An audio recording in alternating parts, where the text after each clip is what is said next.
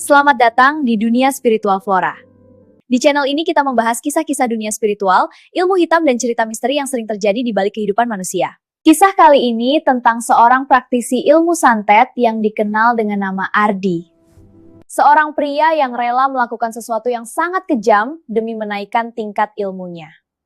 Awal ceritanya, Ardi dikenal sebagai orang yang sangat ambisius dalam mempelajari ilmu santet. Dia percaya bahwa untuk mencapai tingkat tertinggi, seseorang harus memberikan tumbal yang sangat dekat dengan dirinya.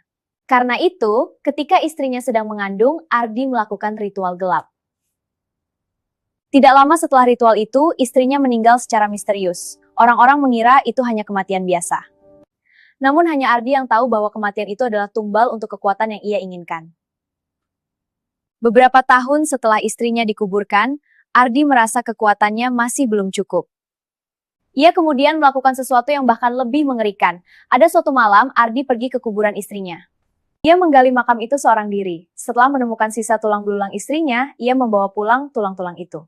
Tulang-tulang tersebut kemudian dibakar dalam ritual khusus. Abunya dikumpulkan, lalu dimasukkan ke dalam sebuah guci tua. Guci itu kemudian disimpan di dalam rumahnya. Bagi Ardi, guci itu adalah media santet yang sangat kuat.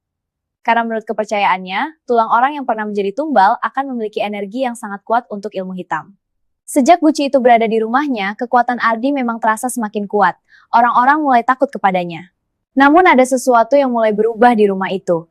Pada malam hari, Ardi sering mendengar suara seperti seseorang berjalan di dalam rumahnya. Padahal dia tinggal sendirian. Kadang ia juga mendengar suara perempuan menangis pelan dari arah ruangan tempat guci itu disimpan. Awalnya Ardi mengira itu hanya gangguan biasa.